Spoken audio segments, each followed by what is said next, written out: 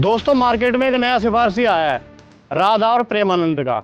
तो हमने एक वीडियो बनाई थी कि प्रेमानंद जी की लाडली निकली उल्टा। अब वो कह रहा है भाई तू राधा जी के बारे में उल्टा कैसे कह रहा है, कृष्ण जी के बारे में कैसे कह रहा है। वो तो भगवान है, उन्होंने रासलीला करी थी तो कामदेव भी आए थे। कामदेव आए थे तो उन्होंने कहा था भाई कामदेव तू यहाँ पर है, फिर भी यहाँ पर कोई गलत कार्य नहीं होगा। अब आपको दिखाते हैं कि श्री कृष्ण जी ने उस रासलीला में करा क्या था। गोपियों के वस्त्र उतार दिए, राधा के वस्त्र उतार दिए, उनके वक्ष पे नाखून मार दिए, दांतों से काट लिया। ये भी कामदेव ने करवाया था, उसने अपनी मर्जी से करा था। पुराण द्वितीय खंड और ये यहाँ पे ही छपा हुआ है, देख लीजिए चौखंबा से। इसमें आ जाओ, श्री कृष्ण जन्म खंड के 28वें अध्याय में पेज नंबर 418। तभी श्री हरि काम का उद्रेक होने के कारण काम क्रीड़ा हेतु राधा के साथ उसी रति शैया पर चयन करने लगे सेक्स के लिए। तत्पश्चात रसिकेश्वर हरि विपरीत रति आदि 8 प्रकार के श्रृंगार तथा नख दंत तथा हाथों के श्रृंगार चातुर्क प्रहार आदि से यथोचित काम क्रीड़ा करने लगे राधा के साथ। कृष्ण तथा राधा ये दोनों श्रृंगार एवं काम शास्त्र के पारंगत थे, ज्ञानी थे सेक्स के। इन दोनों पर अति अर्थात सेक्स समाप्त ही नहीं हो रहा था। ये भी कृष्ण जी ने करा था, ये तो अश्लीलता नहीं है, ये तो कोई गलत काम नहीं है। नाखून मारना, दांतों से काट लेना वक्ष को। वक्ष समझता होगा क्या है, क्रीड़ा करना क्या है, गूगल कर लिए पता चल जाए। क्रीड़ा का मतलब होता है संभोग करना, सेक्स करना। राधा के साथ करा, जितनी गोपियां थी उनके साथ करा। अब ये मत कहिए भगवान की रासलीला है। अब तू जब इतना ही उसे ईस्ट मान रहा है तो ये बता दे वर्तमान में अगर कृष्ण यहाँ हो और तेरे घर में और मान ले उसे कोई बहन बेटी पसंद आ गई, क्या तू एक्सेप्ट कर लेगा कि वो कृष्ण आके कहे भाई मैंने पसंद है, मैंने इसके साथ संभोग करना है? एग्री कर लेगा? नहीं करेगा ना। तो फिर ये इनके चरित्र हैं जो बताए जा रहे हैं, इनके इतने सिफारसी मन ना बनो। ये कोई देव भगवान नहीं है, इनके इतने सिफारसी मन ना बनो कि राधा की सिफारसी कृष्ण की सिफारसी। राधा तो एक उल्टा थी, अपने भांजे ज्ञान संबंध में आ रही है। ये देख प्रमाण, ब्रह्मवैवर्त पुराण प्रथम भाग। और ये कहां से छपा है? चौखंबा कृष्णदास अकादमी वाराणसी से छपा हुआ है।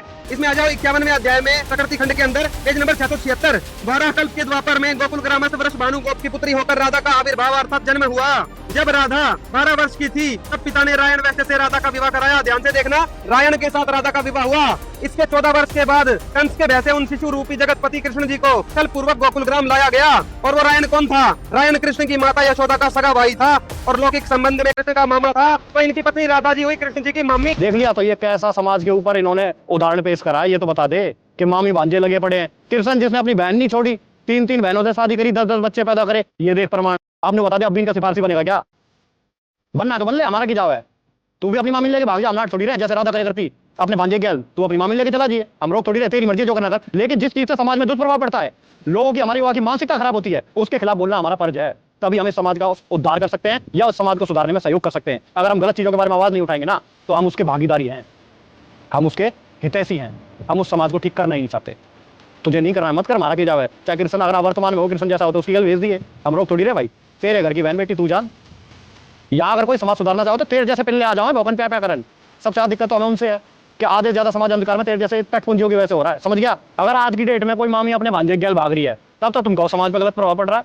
तब यो राधा कृष्ण नहीं दिखता क्या? इनकी रासलीला के गुणगान कराए प्रेमानंद पाखंडी मामी भांजे के रिश्ते में बढ़ावा दे रहा है। जब कोई अपनी बहन लेके आ जाए तुम कहो ये तो हमारे कुल मर्यादा के खिलाफ है। भाई बहन की शादी होती, कृष्ण ने अपनी 3 बहन की गैल ब्याह करके 30 बालक काट दिए।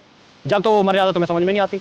अपनी पत्नी का बेटा था रुक्मणी का, और रुक्म दोनों के बच्चे आपस में कितने थे? दोनों भाई बहन के बालक हो गए, रुक्मणी और रुकुम, उनका ब्याह करवा दिया था। तब तो तुम्हें कलंक नहीं लगा। आज की डेट में तुम्हारे घर से कोई बहन भागी जब तो तुम्हें प्यार नजर नहीं आता, उसके प्यार ने भी एक्सेप्ट कर लो ना। क्यों ना करते? गलत है तभी तो नहीं करते ना। तो भाई तेरे जैसे जो पिल्ले है ना दोगले, उन्होंने हमारे समाज का बट्टा बिठा रखा है। शास्त्रों का ज्ञान है नहीं तुमने 2 धेले का, और बन रहे हो इंजीनियर यहाँ, और बन रहे हो यहाँ पे पाखंडी गुरु। भैया राधा के खिलाफ बोल दिया, प्रेमानंद के खिलाफ। अबे सुधरे, इसी लायक है वे।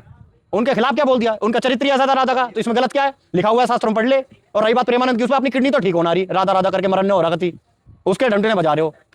अबे अभी भी समय, अपने शास्त्रों को पढ़ लो, इन पाखंडों के चक्कर में ना पड़ो। ये ढोंग अहंकार बस मान बढ़ाई के चक्कर में बैठे ना, इन्हें बेरा इन्हें कखनी बेरा जाते मारा का। चाहे प्रेमानंद हो, देवकीनंदन ठाकुर, अनिरुद्धाचार्य हो, चाहे चारों शंकराचार्य हो, सब के सब कति गर्द में लेके जा रहे समाज ने। अगर कोई उससे बाहर निकालने की कोशिश करे, थारे जैसे केकड़े खून पीनी है वो और रोकेंगे समाज ने सुधरने से, तो थारे जैसे का तो सुधरा इलाज है, समय रहते वो भी हो जाएगा।